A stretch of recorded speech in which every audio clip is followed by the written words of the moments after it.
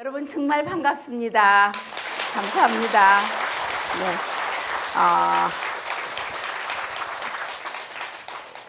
제가 사실은 이 자리에 쓸 자격도 없고 너무 송구스럽고 몸둘 바를 모르겠습니다. 특히나 이 스님들 계신 앞에서 이렇게 서서 제가 감히 이 자리에서 여러분들께 어떤 말씀을 드려야 할지 송구하고 몸둘 바를 모르겠지만은 제가 스님들께서 말씀해 주시는 여러 우리 보살님들에게 덕담을 해주시는 그런 자리가 아니라 그냥 여러 보살님들, 정각원의 평소에 보살님들께서 배우 김용림 불자의 신행 생활에 대해서 궁금해 하실 것 같아서 그래서 김용림 보살의 신행 생활은 도대체 어떻게 하고 있나 이것이 궁금하셔서 저를 보고 싶어 하신 것으로 믿고 제가 그냥 감히 이 자리에 서겠습니다.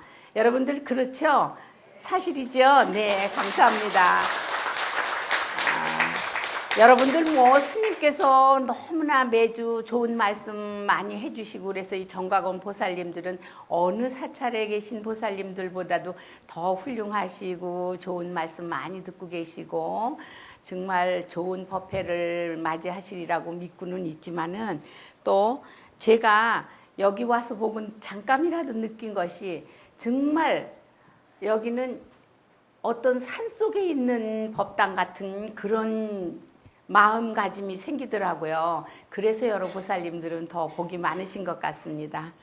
어쨌든 여러분들 저를 보실 때 화면에서만 독한 시어머니 어떨 때는 고약한 시어머니 또 어떨 때는 인자한 시어머니 많은 시어머니를 보셨지만 저의 평소의 모습을 보신 분도 혹시 계시겠죠. 길 가다가도 보셨을 수 있고 그러나 또 오늘 이렇게 법당에서 이런 자리에서 뵙게 될 줄은 저도 몰랐습니다. 어떻든 좋은 인연이고 참 지중한 인연이라고 생각합니다. 우선 저를 소개하겠습니다. 저는 여러분들이 아시다시피 또 여기 스님께서 잘 설명을 해 주셨더라고요. 저는 연극을 하기 시작했던 거는 중학교 때부터 했어요. 원래는 그림을 그렸었습니다. 그래서 그때 중학교 때 문교부 장관 상을 탔는데 그 조회 때 연극반 선생님께서 그림을 잘 그리는 사람은 연극도 잘하니까 연극반에 들어오라고 그러셔서 제가 연극을 하게 돼가지고 우연치 않게 연극을 하다 보니까 제가 고등학교 3학년 때 그때 이 동국대학에 연극반은 없었지만 동대생들이 같이 모여가지고 연극을 하는 동호회가 있었어요. 그때 함께 같이 하면서 이 동대와의 인연은 그때 사실 맺게 됐었습니다. 그러면서 그 후에 이제 배우가 되면서 동국대학 예술종합대학원에 같이 수료를 하게 됐고 저도 여기서 공부를 하게 됐었습니다.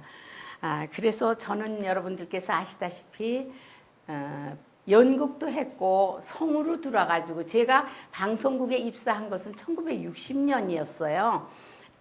고등학교를 졸업하면서 방송국에를 바로 들어왔죠. 학교를 들어가면서부터. 그래가지고서 성우, 그때는 그 당시에는 1961년 그때는 텔레비전이라는 개국하지를 않았어요. 그 라디오 드라마가 한참 유행일 때였습니다. 그래가지고 성우들이 지금 요즘의 탤런트의 인기만큼이나 많았어요. 그래서 아마 그 당시에 지금 여기 계신 아마 저희 남편 연세쯤 되신 분들이 계시면은 남희루 씨의 목소리에 대해서 많이 기억하고 계실 거예요. 그때는 참 음성이 좋았고 성우로서는 정말 많은 주인공을 해가면서 목소리의 주인공이었었습니다. 요즘에는 목소리가 좋다고 누가 그러면 뚝배기 깨지는 소리라고 그렇게 얘기를 하더라고요. 많이 나이가 들고 그러니까. 그래가지고 1961년도 이제 제가 KBS 4기생으로 들어왔어요. 그래가지고 방송 생활을, 라디오 방송 생활을 하면서 64년도에 텔레비전이 개국을 했습니다. 그렇게 됐습니다. 그런데 이제 저희 가족에 대해서도 또 궁금해 하실 것 같아서 우선은 저희 남편 남희루 씨, 아까 어느 분이 임권 씨라고 그러신 분 손 들어보세요. 너무너무 섭섭한데 이무건 씨는 강부자 남편입니다. 네. 근데 왜 아니 가끔 가다 보면 그런 착각들 하시는 분이 계세요. 그럴 때 제가 제일 저는 괜찮은데 우리 남편이 제일 속상해하고 기분 나빠하는 소리래요. 아니 내 얼굴이 어떻게 해서 걔하고 같으냐고. 그러면서 아마 착각하시는 분들께서 이 마누라를 극성스러운 마누라를 두고 사는 남자라고 착각을 하시기 때문에 혼돈을 하시나 보다고 그런 얘기를 하시더라고요. 아마 여러분들도 그러실 수 있어요. 그러나 제가 그렇게 드라마에서는 어떨 때는 극성 맞고 억척스러운 시어머니를 해도 사실은 그렇지 않거든요. 너무나 정숙하고 얌전하고 여자다운 여자입니다. 그렇게 알아주십시오. 감사합니다. 그래서 남희루 씨는 사실은 KBS 4기생으로 제가 들어갔더니 라디오 성우 3기로 있더라고요. 그러니까 한기 선배죠. 들어가니까 바로 저의 윗선배더라고요. 그런데 그때만 해도 그 남자가 굉장히 아주 정말 요즘 말하는 꽃미남이더라고요. 그래서 저 같은 사람은 거들떠보지도 않을 거라고 생각을 하고 저도 관심이 없었어요. 그랬는데 매일 KBS 등나무 밑에서 그 옛날에는 양문문고라는 세계문학 전집이 작은 포켓용이 있었어요. 그거를 매일 들고 다니면서 책을 보더라고요. 그래서 참 저 남자는 책을 잘 읽는 남자구나 이렇게만 생각을 했는데 그냥 매번 우연찮게 저를 따라다니면서 한 5년을 연애를 했습니다. 그래가지고서 만나게 됐어요. 아마 남희루 씨 만난 것도 궁금해하실 것 같아서 우선 간략하게 소개를 드립니다. 그래가지고 이제 저희 집안에서는 그 당시만 해도 60년대만 돼도 남자의 직업이 배우라고 그러면은 그건 직업이 아니라고 생각을 했죠. 물론 저도 저희 집안에 제가 6남매의 막내딸이었는데요. 돌연변이가 생겨가지고 어서 저런 그때만 해도 딴따라라고 그런 얘기를 많이 했어요. 그런 돌연변이가 생겨서 어떻게 저런 아이가 나왔나. 그리고 부모님들이 생각을 하셨는데 하물며 결혼하겠다는 남자까지 배우를 데리고 왔으니 집안에서 반대를 하실 건 당연하죠. 그래가지고 반대를 해서 그때만 해도 몰래 연애를 한 5년을 하다가 결국에는 결혼을 하게 됐습니다. 그래가지고서 아들, 딸을 낳은 것이 지금의 남성진이하고 저희 딸이 하나 있습니다. 성진이의 누나가 하나 있어요. 근데 아직 결혼을 안 했어요. 그렇게 해서 남매를 돕고 지금은 성진이는 결혼해서 저희 며느리도 김지영이라는 건 잘 알고 계시죠? 네. 그래서 저희 가족이 4사람이 배우의 집안입니다. 그래가지고서 저희가 어느 누구보다도 불자 집안으로서 더군다나 배우의 집안으로서 누구에게도 떨어지지 않는 어느 누가 보더라도 모범이 될 수 있는 불자 집안의 배우들이 되게끔 노력을 하자 이런 마음가짐을 가지고 저희 부부는 항상 아침마다 기도를 하면서 신행생활을 하고 있습니다. 그러면서 또 저의 신행생활에 대해서 또 궁금해하실 것 같아요. 사실 여러분들 여기 오시는 보살님들은 다 정말 열심히 아침 예불 집안에서 오늘은 뭐 특별히 토요법회가 있으시니까 오셨겠지만 보통 평일에도 여기 계신 보살님들은 아침에 여러 댁에서 아침 예불 하시는 분 많으시죠?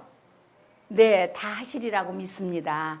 저도 그거는 꼭 하고 있어요. 아침 예불이라고 그러면은 뭐 이렇게 거창하게 시간을 많이 들여서 할 수는 없지만은 제가 사실은 BBS에서 개국 때부터 15년 동안 방송을 하고 나니까 BBS 방송국에서 상품을 주는데 돈이 없으니까 방송국에서 상금은 줄 수 없고 김병조 씨하고 저하고는 개국 때 BBS가 1990년 5월 1일 날 개국을 했거든요.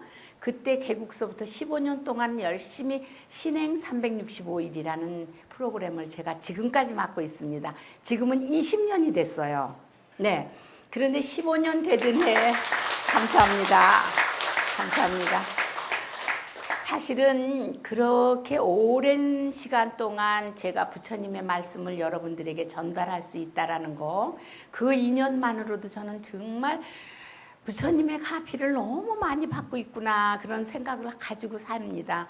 그런데 이제 그때 15년이 될 때 그 상으로다가 부상을 주시는데 그때만 해도 BBS가 경제적으로 힘이 들고 불교 방송국이 개국한 지는 오래됐어도 그렇게 경제적으로 지금도 어렵습니다만은 힘들어서 이렇게 많이 출연료도 주지 못하시고 이러니까 부상으로 부처님을 부상으로 주겠다고 말씀을 하시더라고요.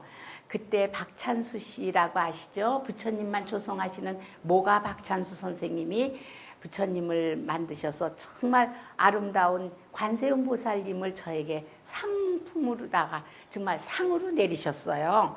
그래서 저는 관세음 보살님을 제가 좋아한다고 그랬더니 관세음 보살님을 주셨고 김병조 씨는 아미타 부처님을 아마 드린 걸로 기억을 하고 있습니다. 그래가지고 둘이서 상을 받았어요. 그래서 여러분들께서도 혹시나 가끔 그런 얘기를 저도 젊었을 때 들었어요.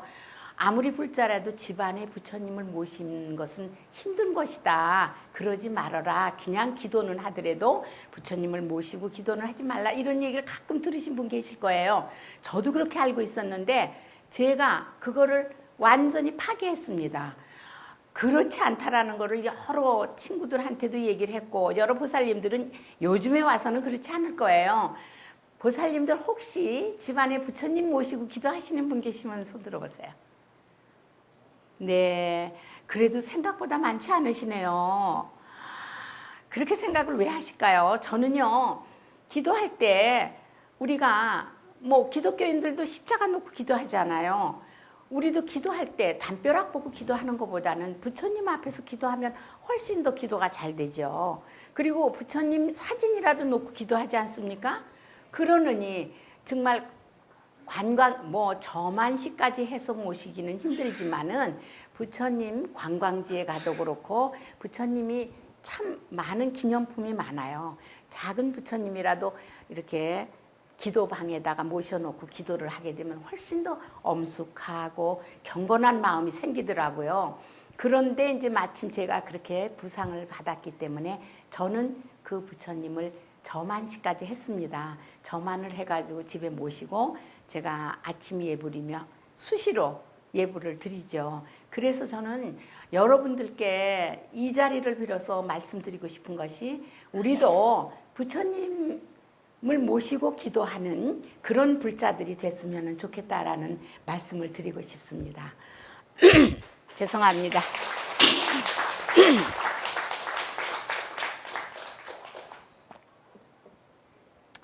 제가요 요즘에 그 드라마를 대본을 받고 나니까 그 드라마 연습을 이제 시작하기 전에 집에서 해야 돼요. 그럼 집에서도 이렇게 눈으로만 읽질 않거든요. 제가 또 여러분 아시다시피 극성스러운 시어머니를 하잖아요. 근데 극성스러운 시어머니를 하려면 목소리도 커야 돼요. 그전에는요 그거를 책을 읽으려면 예를 들어서 며느리한테 이번 역할은 보니까 충청도 사투리더라고요. 또 그래가지고 며느리를 막 구박을 하는 씬이 하나 있는데 그 대사가 뭔가 하면 어젯밤에 아들이 술을 많이 먹고 왔는데 동치미 국물을 빨리 떠다 주라는 그런 거였어요.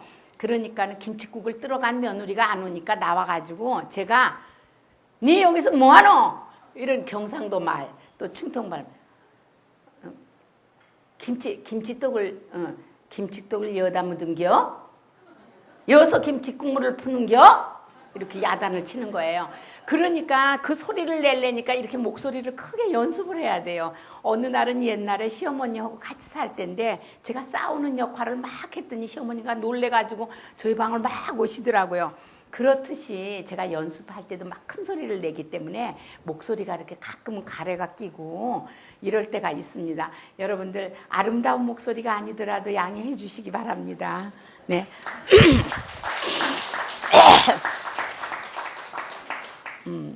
그래서 제가 저는 이제 그래서 아침 예불을 부처님을 상품으로 받고 나서부터는 부처님을 모시면서 아침 예불을 하게 됐습니다. 그러면서 집에서 아침에 예불을 한다는 게 사실 쉬운 일은 아니에요. 저같이 바쁜 생활을 하다 보면은 아침에 나올 때 시간이 좀 있고 오후에 방송국에 갈 때는 제대로 남희루 씨하고 같이 해요. 근데 저보다는 훨씬 남희루 씨가 정말 열심히 기도를 합니다. 저는 정말 엉터리죠.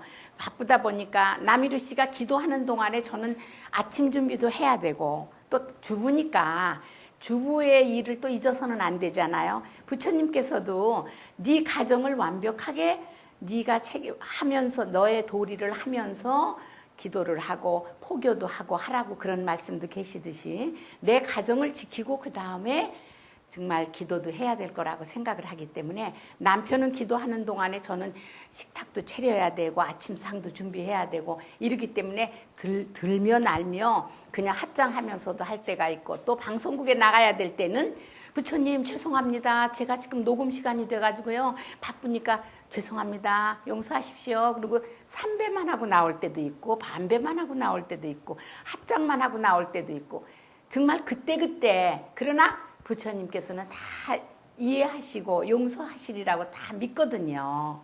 여러분들 그러시죠?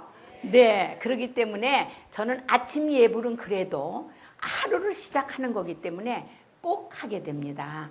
그래서 제가 여러분들께 우리가 불자로서의 첫걸음은 예불, 기도 이것이 첫걸음이라고 생각을 해요. 그래서 각 가정에서 꼭 절에만 와야 되는 것은 아니고 각 가정에서도 시작할 때 아침에 저는 그래요. 그냥 눈 뜨면은 우선 합장하면서 부처님 감사합니다. 어젯밤 잘 자고 오늘 또 새로운 날을 맞게 해주셔서 감사합니다. 그리고 이제 양치하고 다 이제 부처님 앞에 와가지고는 제가 우리 남편이 어느 날 쪽지를 하나 써가지고 왔어요. 그러면서 저에게 아침 예불 때마다 이 말을 마음속으로 꼭 한 번씩 부처님께 하래요. 근데 제가 다 그렇게 해도 외워지지는 잘 않아요. 대사는 잘 외워져도 그렇게 잘 안 외워지더라고요. 그러니까 이거는 정말 밥 벌어먹는 직업은 어쩔 수 없구나 그런 생각을 하면서도 그래도 지금은 가끔 그러죠. 나는 불자다. 부처님의 위신력이 부처님의 은혜가 나의 온몸에 넘치고 있다. 나는 건강하고 행복하다. 부처님은 진리 생명이다. 오늘 하루 좋은 일이 생길 것이다. 오늘 하루 매사가 좋은 일이 일어난다. 이렇게 이 좋은 글을 저에게 갖다 주더라고요. 근데 이 글이 옛날에 광덕 스님께서 하셨던 말씀이시래요. 저는 이거를 몰랐었어요. 그랬는데 저희 남편은 어느 한 절에만 가는 게 아니라 뭐 불광사도 가고 정각원도 오고 뭐 시도 때도 없지 뭐 여러 군데 조계사도 가고 뭐 수안사도 가고 저는 원래 저의 본찰은 삼성함이에요. 그런데 삼성함에서 세민 스님과의 인연으로 다니다 보니까 수안사까지 왔습니다. 그래서 지금은 수안사에 다니고 있지만 저희 남편은 이렇게 한 절을 정해놓고 다니지를 않아요. 왜냐하면 저희 남편의 말입니다. 스님을 보고 다니지 않고 자기는 그냥 그때그때 그 절에 가고 싶은 마음이 들 때 다닌대요. 그래서 물론 다 뭐 일리도 있고 좋은 마음도 되지만은 그래도 저희 중생들은 뭔지 모르게 스님을 따라다니게 되더라고요. 그렇죠? 그래서 스님과 또 정이 들고 스님이 좋으신 말씀 해주시고 세월이 이렇게 흐르다 보면 스님 따라 다닐 수밖에 없는 게 저희 중생들이지 않습니까? 그래서 제가 세민 스님과는 한 지금 45년이 된 것 같아요. 네, 제가 아주 색시 때부터 인연이 있었기 때문에 그래서 나는 불자다. 부처님의 위신력이 부처님의 은혜가 나의 온몸에 넘치고 있다. 나는 건강하고 행복하다. 부처님은 진리 생명이다. 오늘 하루 좋은 일이 찾아온다. 오늘 하루 매사에 좋은 일이 이루어진다. 매사가 좋아진다. 부처님이 늘 함께 있고 하루하루가 잘 되어 간다. 이거는 꼭 아침에 나올 때마다 눈 뜨면 부처님 전에 하거든요. 여러분들도 이렇게 길게는 안 하시더라도 그런 자기가 좋아하는 그 말이 있잖아요. 부처님과 하고 싶은 대화. 그거를 꼭 한 가지씩 염두에 두고 하셨으면 하는 바람으로 여러분께 이 자리를 빌어서 부탁드리고 싶습니다. 기도라는 거는 뭐 복을 주십시오. 물론 다 우리가 뭐 해주십시오 다 하죠. 그러나 우선은 감사할 줄 아는 그 마음가짐이 중요한 것 같아요. 그래서 저는 여러분들이 아마 그럴 거예요. 김용림이는 맨날 저렇게 방송국에서 살면서 무슨 신행생활을 할까? 불자라는 말은 있는데 도대체 어떤 신행생활을 하고 있을까? 궁금해하실 것 같아서 저의 신행생활이라는 그런 제목으로다가 제가 뭐 여러분들이 저를 보고 싶어 하시는 거는 저 그냥 팬으로서 보고 싶어 하시고 불자인 배우, 불자인 김용림이는 배우 생활을 하면서 평소에 어떤 신행 생활을 하고 살까 이것이 궁금해 하실 것 같아서 제가 저의 얘기를 주로 말씀드리는 겁니다. 그러니까 뭐 여러분들 궁금해 하신 거 있으시면 이따가 마지막에 끝날 때 물어보시면 되고요. 저는 이제 그래서 불교방송국이 1990년 5월 1일 날 개국을 하면서 정말 감사했어요. 왜 불교방송국이 없을까? 저도 그때 나름대로 많은 정말 고민도 하고 어떻게 전파를 타고 이 좋은 말씀을 좀 전해야 되는데 그런 생각은 했었지만 감히 제가 불교방송국에서 그 전파를 통해서 전국에 계신 우리 불자들에게 부처님의 좋은 말씀을 전해드릴 수 있는 기회가 있으리라고는 저는 생각도 못했어요. 그런데 이건 정말 부처님의 크나큰 가피로 제가 그렇게 좋은 프로그램 신행 365일이라는 그 프로그램을 사실 5분 동안 나갑니다. 그러니까 짧은 거지만은 그 경전 한 구절을 가지고 풀이를 해서 여러분 생활과 우리 생활과 밀접하게 얘기해가지고 풀어가는 시간이거든요.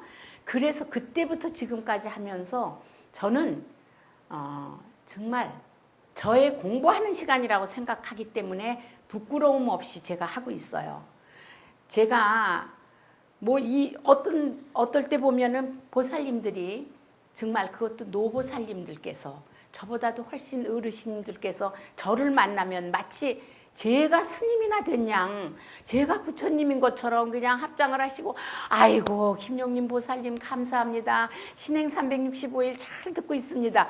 이러실 때면 정말 감사하고 몸둘 바를 모르면서도 정말 기쁘고 내가 정말 다른 시간보다는 신행 365일이라는 방송 시간만큼은 열심히 해야 되겠구나 이런 마음가짐이 들더라고요.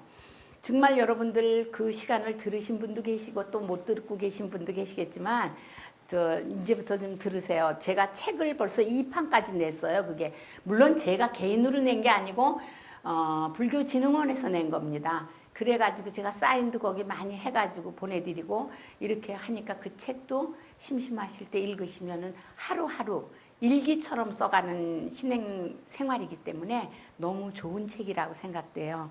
그래서 그 시간을 하면서 하루하루 경전을 한 구절 읽을 때마다 저 나름대로 제가 반성하고 또 저도 사람이니까 어떨 땐 도반하고 싸울 때도 있잖아요. 친구하고 막 싸워가지고 막 서로 말싸움 하다가 보면은 막 후회되는 일도 있는데 어느 날 경전을 읽다 보면은 모든 시비는 싸워서 이겨지는 것이 아니다. 이런 경전의 말씀을 읽을 때 금방 부처님이 저를 두고 하신 말씀인가 보다. 어머나 오늘은 어떻게 아시고 이렇게 나에 대한 얘기를 주셨을까.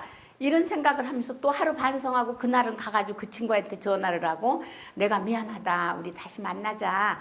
차 한잔 하자. 이렇게 해가지고 화해를 하고 이런 적도 있거든요. 그렇듯이 우리는 모든 불자들이 하루하루 생활에서 불자다운 생활을 해야 된다고 생각이 듭니다. 그래서 저는 신행 생활을 하면서 감사하고 방송하면서 감사하고 또 오늘날까지 지금 20년이 됐는데요.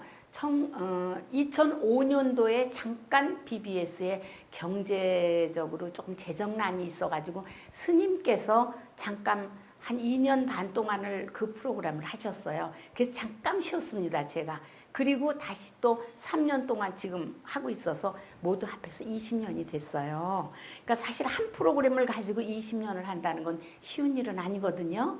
그런데 이거는 정말 저에게 복을 주시는 부처님의 값이지 이건 누가 하려고 해서 되는 게 아니지 않습니까? 불자들 참 많아요. 우리 배우들, 탤런트들 중에도 여러분들 뭐 혹시라도 드라마 보실 때 이렇게 단주를 하고 나오는 불자들은 뭐 저처럼 나이 든 불자들밖에는 없어요. 뭐 강부자나 저나 전원주나 저기 고인이 된 여운계라든가 뭐 나문이 이런 사람들 고두심이 많죠. 그런 좀 나이가 든 보살들은 불자들은 이거를 하고 드라마 해요. 그런데 젊은 배우들은 그거 아직 못 하거든요.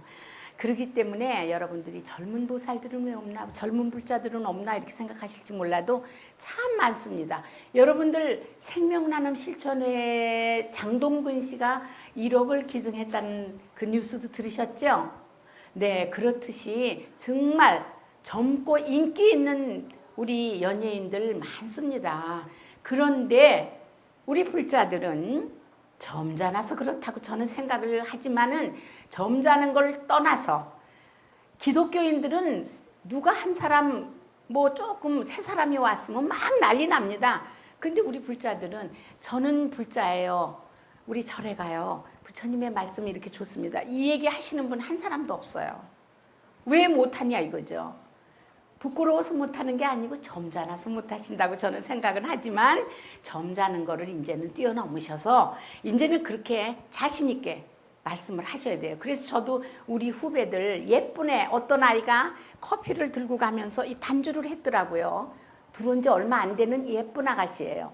그러길래 제가 잘못 봤나 팔찌를 했나 생각하고 다시 가서 봤더니 단주더라고요. 그래서 불렀어요. 너 이거 어떻게 했니? 그랬더니 네, 엄마가 주셨어요. 이래요. 그래서 내가 어머니는 절에 나가시니? 그러니까 네. 그래. 너는?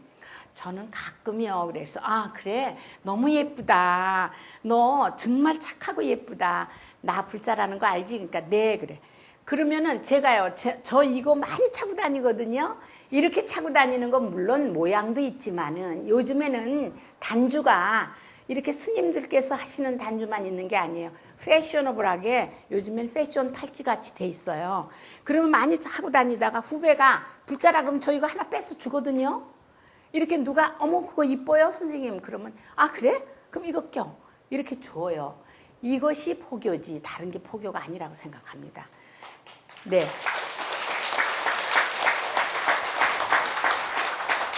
그렇듯이 우리 불자들도 여기 계신 분들은 다 이거 하나씩 다 차고 계시겠지만은 무언가 자신 있는 신행생활을 해야 돼요. 왜 자신이 없을까? 기독교인들은 자신이 너무 많아요. 근데 왜 우리 불자들은 맨날 점잖고 속으로 소극적이고 자신감이 없냐 이거죠. 우리 배우들 상 탈 때 보시죠. 하나님께 감사한다고. 불자들은 부처님께 감사한다는 사람 별로 없었어요. 왜냐? 너무 점잖아서. 물론 저도 그랬어요. 그러나 저는 대한민국이 다 알아요. 불자라는 거를. 근데 그래도 조재현이라는 배우가 한번 나와가지고 화가 나서 하더라고요. 응? 그 얘기를 하면서 부처님께 감사드립니다. 그러면서 상 탈 때 한번 여러분 보셨죠?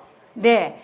그래서 제가 그 다음에 조재현 씨를 만나가지고 참 착하다고 어떻게 그런 용기가 생겼어? 그러니까 그러나 우리가 남이 그런다고 똑같이 그 뭔가 대들겠다는 그런 경계심을 가지고서 그렇게 말하는 거는 좋지 않은 것 같다. 네가 하니까 내가 한다 그렇게는 하지 말자. 그래서 사실은 그런 거 다 방송국에서 없애기로 했기 때문에 작년에는 조금 덜 했죠.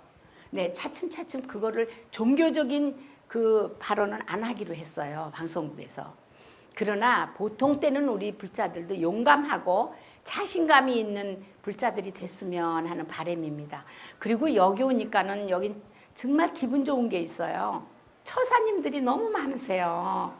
그것이 정말 이 정각원에 오니까 기분 좋은 첫 번째입니다. 감사합니다. 제가요, 사실 물론 저도 시간도 없지만은 여러 사찰에서 스님들께서 김용림 보살 한 번만 시간 좀 내주세요. 그래서 물론 억지로 하도 몇 년을 대구에서 부탁을 하시길래 금년 4월인가 대구를 한번 갔다 왔습니다. 그런데 어느 사찰을 가도 거의가 다 보살님들 뿐이지 처사님들이 별로 안 계세요. 그것이 항상 저는 마음이 아팠어요. 그런데 우리 처사님들 여기 오니까 너무 많으셔서 역시 정각원은 다르구나. 여기는 정말 여기 계신 보살님들은 차원이 다른 보살님들이시구나 생각하게 됐고 정말 감사한 마음과 기분 좋습니다. 여기 오신 처사님들 계속해서 좀 자주 나오셨으면 바랍니다. 네, 감사합니다. 그리고요, 제가 다른 절에 가면은요, 다른 사찰에 가면은 처사님들이 몸둘 바를 몰라요. 어쩌다 한 분 계시니까 부끄럽고, 또 노보살님이 여기는 다 젊은 보살님들 많으신데 노보살님들께서는 거의가 자리가 정해 있어요. 그거 정말 미치겠어요, 저는요. 아니 왜 자기 자리냐고요, 자리가. 응? 그 제가 이제 뭐 이거 좀 두서가 없습니다만 말하다 보니까 할 얘기는 많고 시간은 없고 막 하고 싶은 말이 너무 많은 거예요. 우리 보살님들, 제가 이제 우선적으로 말씀드리고 싶은 게, 자기가 나를 가르치지 않고는 그 법구경에 그런 참 좋은 경전 말씀이 계세요. 자기를 다스리는 법을 배우지 못하고 어떻게 남을 다스리겠느냐. 다루기 어려운 자신을 먼저 다루고 그 다음에 남에게 법을 가르쳐라. 이런 법구경의 말씀이 계시더라고요. 그런데 그것도 제가 신행 365일에서 이게 말씀해 주시는 거예요. 먼저 자신을 올바르게 하는 법을 배우고 그 다음 남을 올바르게 하라. 그리고 다루기 어려운 자기 자신만큼 다루기 어려운 게 어디 있어요? 여러분들 자기 자신이 쉬운 것 같아도 제일 어렵죠. 자기 자신, 다루기 어려운 자기 자신을 다루고 그 다음에 남을 다루어라. 그렇게 그 법구경에 있어요. 그 부처님의 말씀이. 이거는 우리가 평소에 꼭 가지고 있어야 되는, 어떤 분야에서든 어느 상황에서도 필요한 말씀이에요. 그런데 보살님들, 나도 간수를 못해, 나 하나도 간수를 못하면서 무슨 포교를 하겠습니까? 절에 가보면은 우리 보살님들 욕심이 너무 많아. 기독교는 의자 생활이지만은 질서가 우리는 없을 수밖에 없어요. 인정하더라도 방석이라는 게 쭉 놓여 있지 않습니까? 이제 여기 합창단 보살님들도 계시지만 우선 절에 가면 어느 사찰이든지 그런 분들이 먼저 오셔서 다 방석을 이렇게 순서대로 놓습니다. 놓으면은 그 방석에 오신 순서대로 앞에서부터 쭉 앉으시면 되는데, 이 노보살님들은 제일 좋은 스님 뒷자리, 마저 스님 옆자리 여기 앉아가지고, 이거는 아니 당신 앉으시는 건 좋은데 아직 오시지도 않은 자리에 가방 놓고 손수건 놓고 뭐 부채 놓고 다 잡아놔. 자리를 다 극장 자리 잡아놓듯이요. 다 자리 잡아놓고는 누가 와서 좀 거기서 좀 앉으려고 하면 막 화를 내셔요. 여기는 못 앉는다고. 그러면 너무 놀래가지고, 왜요? 그럼 여기 올 사람이 있다고. 그렇게 하시는 거를 제가 정말 많은 세월을 봤어요. 근데 그러면 안 됩니다. 자리라는 게 어디 있어요. 오신 분부터 순서대로 다 앉으셔서, 새로 오신 분이 오시면은 제일 좋은 자리 앉히고 그 다음에 반갑게 오셔서 감사합니다. 이렇게 해야 우리도 포교를 하는 거지. 처음에 왔다가 정각원이 너무 좋대더라. 정각원 토요법회 가봐야지. 왔다가 머쓱해가지고 자리도 없고 누가 쳐다보지도 않고 반가워하지도 않는데 다음에 오겠습니까? 안 오죠.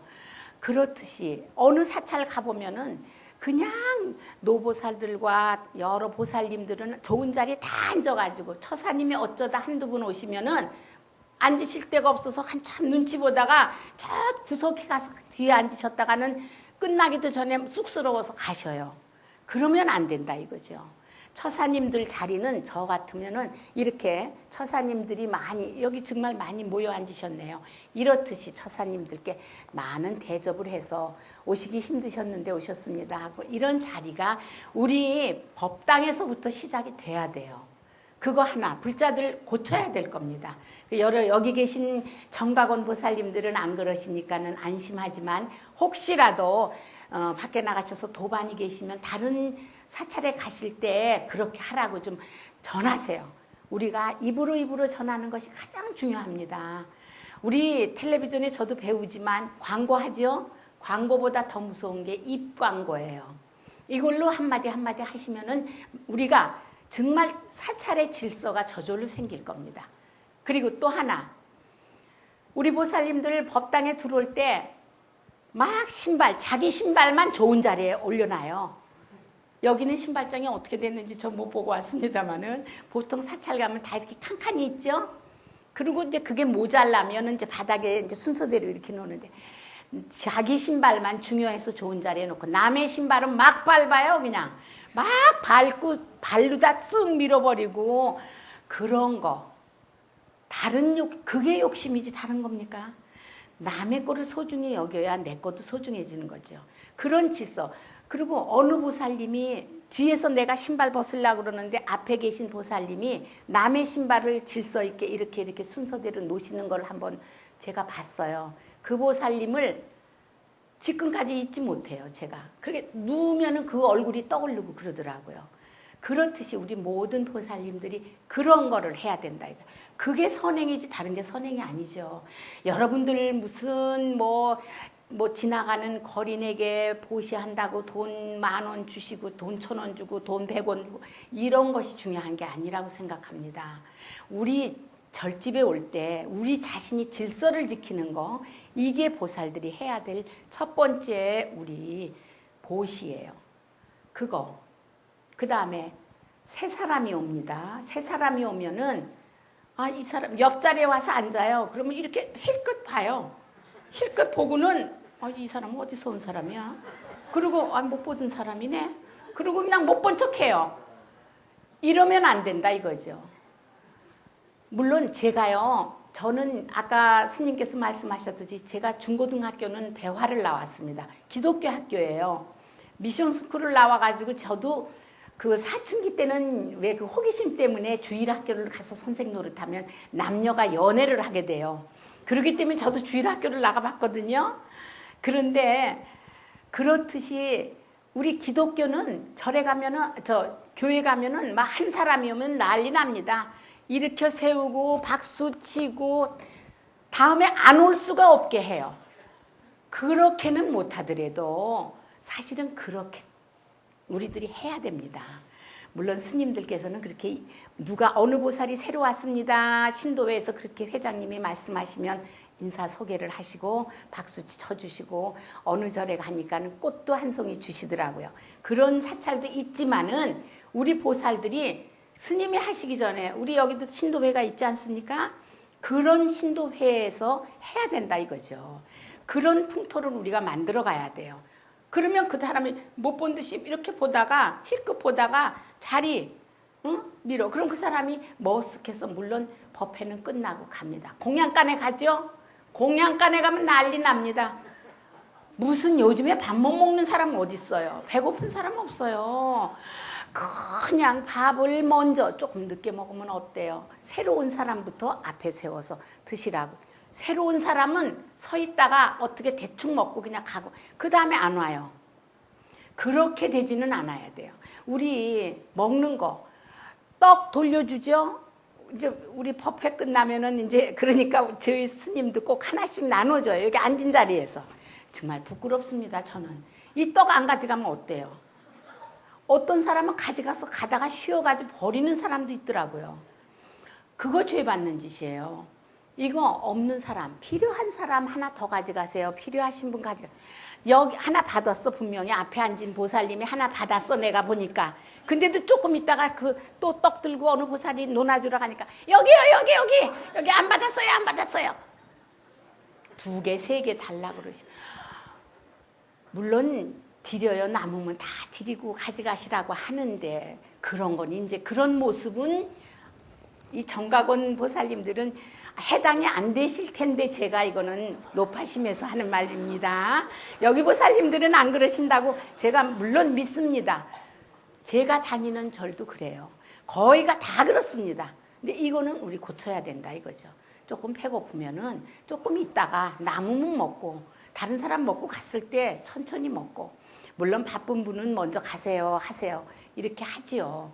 이런 거 그 질서부터 고쳐야 우리 불자들이 질서가 좋아져야 와서 보고, 하다못해 기독교인 타종교 사람도 왔다가 아 법당에 오니까 참 정말 이 아주 정말 경건하고 엄숙하고 성스럽고 질서가 좋아서 정말 오고 싶구나 이런 생각을 하죠.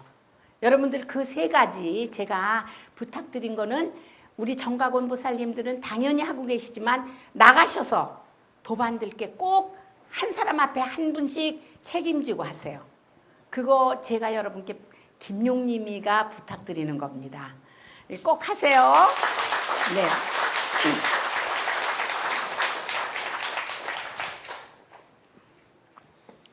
그리고 여러분들 아마 저는 저희 가정에 대해서 조금 궁금하신 거 있을 거예요. 소문에 우리 며느리는 교회를 나간다는 얘기 혹시 들으셨죠? 못 들으셨어요? 물론 제가 팔만대장경 포스터도 지영이도 같이 찍고 네 식구가 다 찍었습니다. 그거 산속에 가면 다 사찰에 있어요. 근데 스님이 정각원에는 왜 없어요?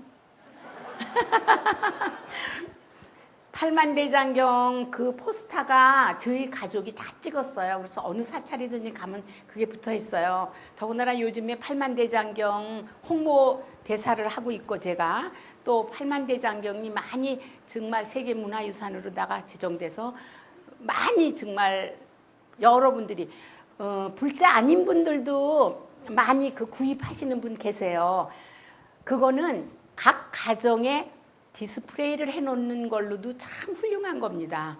그 목판 너무 훌륭하지 않습니까? 그런 의미에서 지금 많이 그 BBS 가면 법당에서도 판매를 하고 있어요. 그렇듯이 여러분들은 다 가지고 계시겠지만 저희 가족이 다 그거를 홍보도 했지만은 아직까지 그런 소문이 있어서, 저희 며느리를 볼 때 지영이는 기독교 집안의 아이예요. 근데 그전에는 할머니 때는 절에를 다녔답니다. 근데 이제 아버지 사업을 하다가 어떻게 잠깐 아마 기독교로다가 가게 됐나 봐요. 어머니 아버지가. 그래서 얘가 이제 기독교에 가가지고 뭐 교회를 다녔는데, 저희 아들이 결혼을 하겠다고 그럴 때 첫 번째 제가 반대를 했던 게, 다른 거는 다 마음에 드는데 종교 때문에 문제다, 그것이 걸리는데 그건 어떡할 거냐 그랬더니 저희 아들이 그거는 어머니 저를 믿고 저 할 나름이죠 이렇게 얘기를 하더라고요. 그래서 물론 뭐 종교라는 게 강요해서 되는 거는 아니기 때문에 서서히 되겠지 하고서 제가 결혼을 시켰습니다. 그러나 우리 지영이가 며느리로서는 정말 90점이에요. 10점은 뭐냐? 기독교인이라는 게 10점을 삭감을 한 거예요. 그래서 결혼은 했지만은, 그러고 났는데 얼마 전에 어디 방송국인가 어디서 지영이가 그랬대요. 저의 종교는 기독교고 어머니 종교는 불교입니다. 이렇게 얘기를 했다고 누가 그렇게 얘기를 하길래, 아직도 제가 그래 너 절에는 저 교회 나가면 안 된다 이 소리는 제가 안 했습니다. 아직까지. 그렇게는 할 수가 없고, 또 그렇게 하지 말라는 여러분들의, 제가 스님께도 이렇게 의견을 여쭤봤어요. 그랬더니 그렇게는 얘기하지 말라고 말씀을 하시길래 아직까지 안 했어요. 그러나 우리 집안의 행사, 제가 절에 가는 날 이럴 때는 지영이가 꼭 따라다녀요. 그리고 절에 와서 다 기도하고, 물론 마음속으로는 하는지 안 하는지 모르겠어요. 그거는 그렇잖아요. 그걸. 그러나 내가 이 천수경 책을 주면 자기 다 따라서 읽고, 또 저희 집에 제사 지낼 때 와서 다 하고 절하고 다 하기 때문에 제가 뭐라고 말을 할 수가 없는 거예요. 예. 그래서 이거는 스스로 그러니까는 남을 보고 그 행동을 보고 스스로 깨달아야 얘가 따라하겠지 싶어서 제가 말은 안 하고 있지만 저는 불자로서의 부끄럽지 않은 생활을 하겠다 이렇게 생각을 하고 있습니다.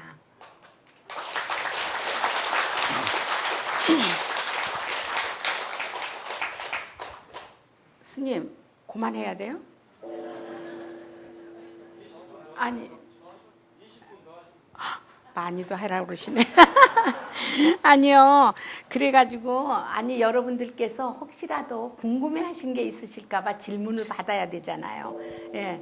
그래서 사실은 저는 이 불자가 모태신앙이에요. 저는 어려서부터 저희 집안은 불교 집안이기 때문에 제가 오죽했으면 연애할 때 처녀 시절에 저는 도남동의 한옥에서 살았는데 저희 친정어머님께서 저는 그때는 고등학교 다닐 때 물론 뭐 기독교 학교를 갔기 때문에 천수경도 몰랐지만 어려서부터 어머니가 하도 다락에다가 기도방을 해놓고 새벽이면 올라가셔서 기도를 천수경을 하셔요. 그러니까 그때부터 천수경은 외웠어요. 네. 근데 외우기는 외우면서도 아침 잠을 좀 늦잠을 자고 싶은데 어머니가 하도 시끄럽게 그 천수경을 하셔서 아이 빨리 귀찮은데 시집이나 가버려야지. 그리고 정말 시집 가는 것이 도피의 한 그 점도 됐었어요. 그 도피의 한 부분도 됐었던 거는 사실이에요. 그렇듯이 저는 저희 어머님이 정말 훌륭하시게 그 신행 생활을 하셨어요. 저 어렸을 때 꼭 절에를 가시면 한복을 곱게 입으시고 절에를 가셨던 기억. 그래서 저도 결혼을 하고 나선 그랬어요. 50살이 되면은 나도 꼭 한복을 입고 절에를 가야지. 그렇게 생각을 했는데 워낙에 이 노동자 같은 생활을 하다 보니까 청바지만 입고 다니게 되고 그냥 작업복을 입고 막 빨리빨리 행동을 하다 보니까 그렇게 안 되더라고요. 그래서 그거는 실천을 못하고 있습니다.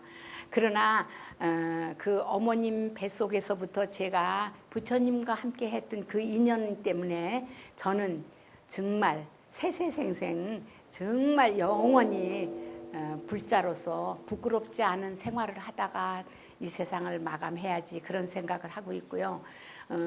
나를 볼 때 배우보다는 저는 배우 김용님 연기 잘하고 시어머니 역할 잘하고 다 좋지만 정말 저 사람의 생활, 모든 생활 그런 것이 불자로서 부끄럽지 않고 모든 사람이 불자라고 인정할 수 있는 그런 사람이 되고자 노력을 하면서 살고 있습니다.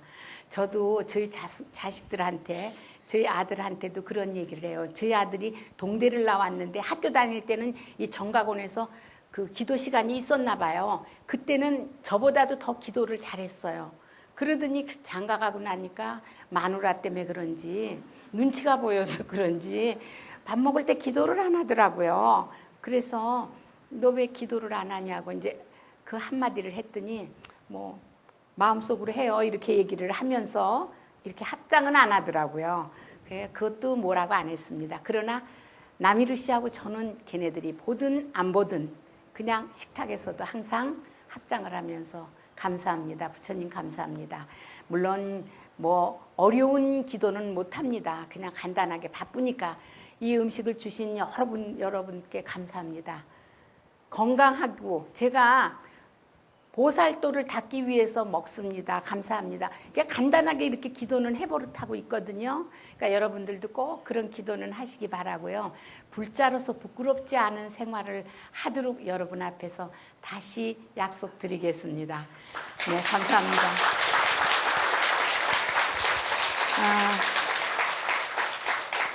그리고 여러분들 혹시 이제 이거는 부처님 얘기 아니더라도 그냥 배우 탤런트 김용님에 대해서 궁금하신 거 있으면은 물어보세요. 네. 아유 앉으셔서 하셔도 됩니다. 감사합니다. 정말 부엌 같은 말씀 대단히 감사합니다. 아유 감사합니다. 감사합니다. 수고대 사항이라고 참 수고가 많으신데 오늘 이렇게 귀중한 시간 내주셔서 더욱 고맙고요. 저 아까 우리 처사님들을 추워주셔서 더욱 감사합니다. 네 감사합니다. 연대되는 말씀인 줄 압니다마는 연세가 어떻게 네, 사실은요 여배우한테 나이는 없대요. 그런데 뭐 여러분 다 아시죠? 제가 우스운 얘기 한마디 할게요. 황정순 씨라고 아시죠? 영화배우. 그분이 지금 연세가 정말 많으실 거예요.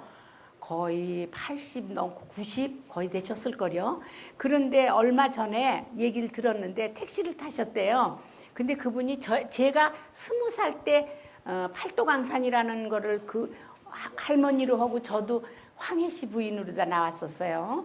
그럴 때도 명주 수건을 그 당시에도 내가 20몇 살 때인데 그때도 수건을 명주 수건을 이렇게 쓰고 다니셨는데 지금도 그러고 다니시니까 별 차이가 없어 보여요. 그런데 어느 택시를 탔는데 택시 기사 아저씨도 궁금하셨겠죠. 택시 아저씨가 아이 황 선생님 참 건강하십니다.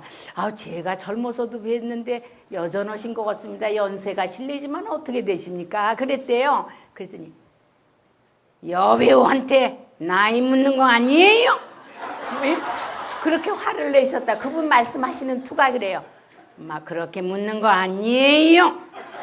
그렇게 말씀을 하시고 저한테도 우리 김용님 배우는 배우의 중추신경 이렇게 말씀을 하시거든요. 그래서 그 택시기사가 너무 야단을 맞았다고 제가 탔더니 그 얘기를 하시더라고요. 제가 그날따라 청바지를 입고 선글라스를 쓰니까 젊어 보였죠. 덕분에. 그랬더니 아니 김용림 씨는 정말 젊으시네요. 그러면서 황정순 씨한테 얘기했다 야단 맞았다고. 그래서 아, 네 괜찮아요. 저도요 손주도 봤어요. 이렇게 얘기했더니 깜짝 놀라시면서 글쎄요 그랬다는 얘기는 들었습니다. 그러셨듯이 여러분들 다 제 나이 궁금하시리라고 믿지만은 제가요 경진생입니다. 스님 놀라셨죠? 네, 경진생이면은요, 용띠예요, 용띠. 그러면은 한국 나이로는 사실 저도 나이를 생각 안 하고 살거든요. 그게 왜냐하면, 그러니까 저도 깜짝 놀래요, 사람들이.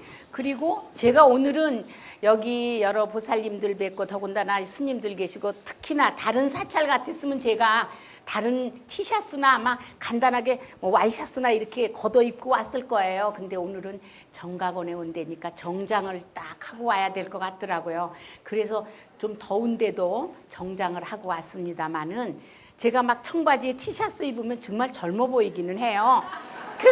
그런데 저가 한국 나이로는 나이를 보면은 둘이죠? 한국 나이. 그래서 제가 만으로 얘기하자. 이렇게 얘기는 하는데 어떻든 70이 넘었습니다. 정말 감사합니다.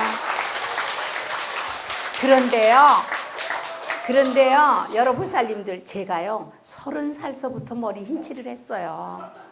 여러분들 저 아마 여기 계신 저 연세 드신 처사님들은 저 젊으셨을 때도 제 모습이 이랬죠. 그때도 시어머니를 했으니까요. 30살에 새색시 때 시어머니를 가르마를 타가지고요. 그때만 해도 화장품이 좋질 않아가지고 그 뭐라 그러나 포마드 그거 그 다음에 하얀 도랑 뭐 그걸 칫솔로다 해가지고 여기를 막 문질렀어요. 그래가지고 그게 안 지워져가지고요.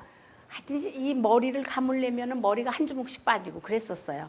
그렇듯이 제가 30살서부터 노인네 역을 했는데 지금 이 나이의 역할을 그때 한 거죠. 그렇게 오랜 세월을 또 사극이라는 사극은 다 했죠. 그런데 제가요 아마 지난번에 전원주가 왔을 때는 그 얘기를 꼭 했을 거예요. 자기는 꼴이 이래가지고 맨날 아래 것만 하고 행랑어멈만 한다고 어디 가서도 그 얘기를 하더라고요. 근데 저는요 또 이것도 부처님의 가피라고 생각하고 감사합니다. 물론 부모님이 주신 저의 체격이지만은 얼굴이 넓적해서 그런지 항상 대왕대비입니다. 저는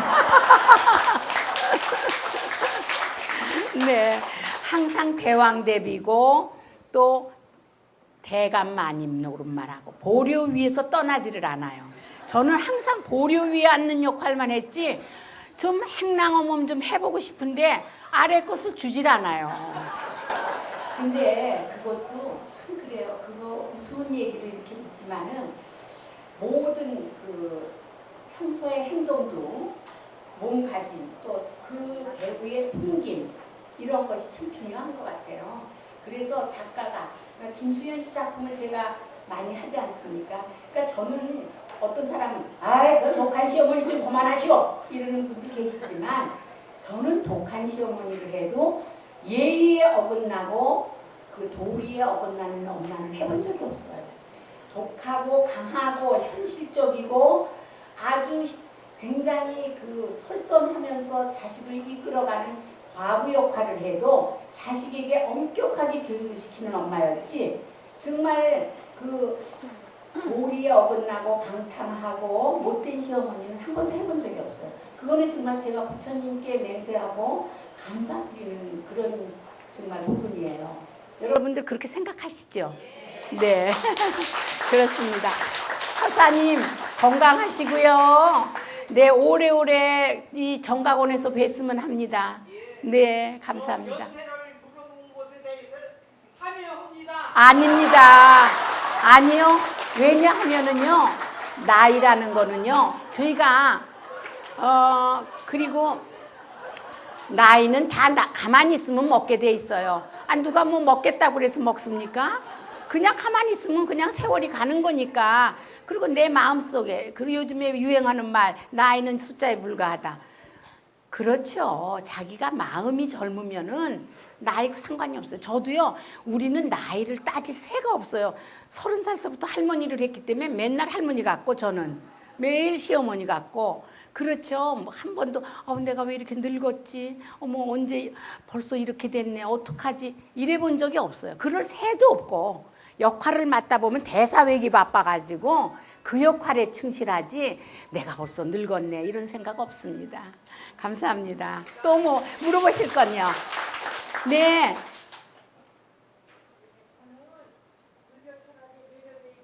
네.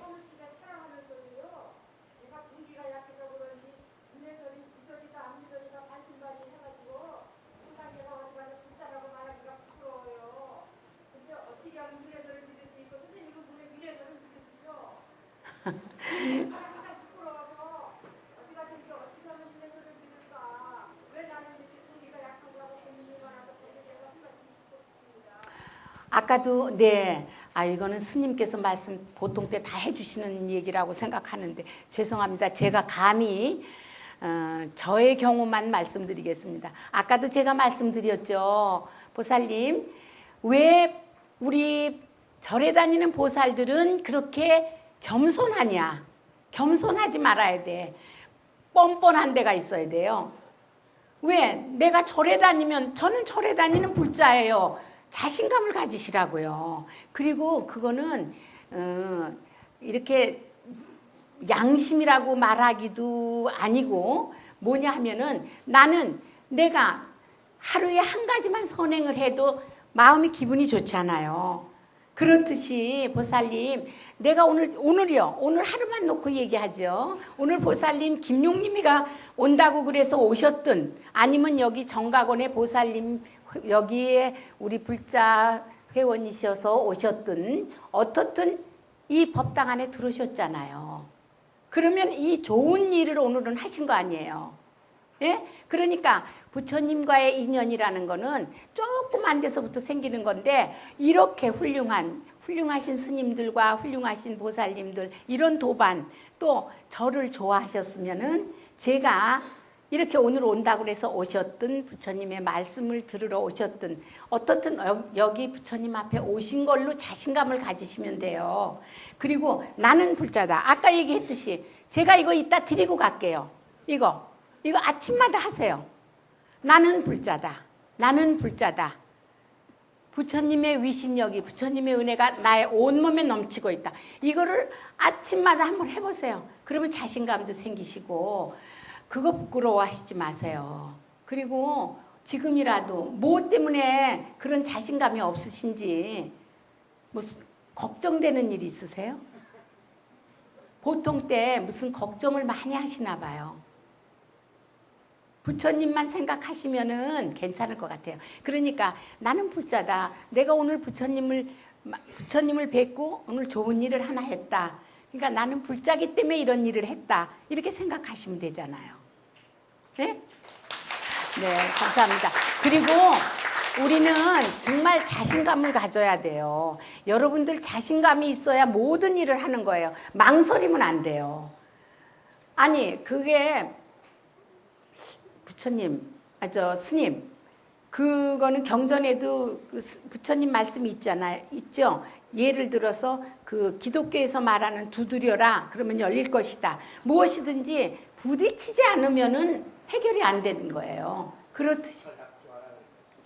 네, 그 어려운 거는 저는 못하지만 스님께서 보살님들께 그렇게 말씀하셨듯이 정말 그리고 마음속으로 나는 불자다. 나는 불자다. 이 자신을 가지고 계세요.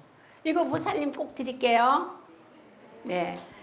네, 감사합니다. 너무 시간이 늦었나 본데 정말 두서없는 말씀으로다가 여러분들 귀한 시간을 저를 보겠다고 여기 오셔서 정말 감사합니다.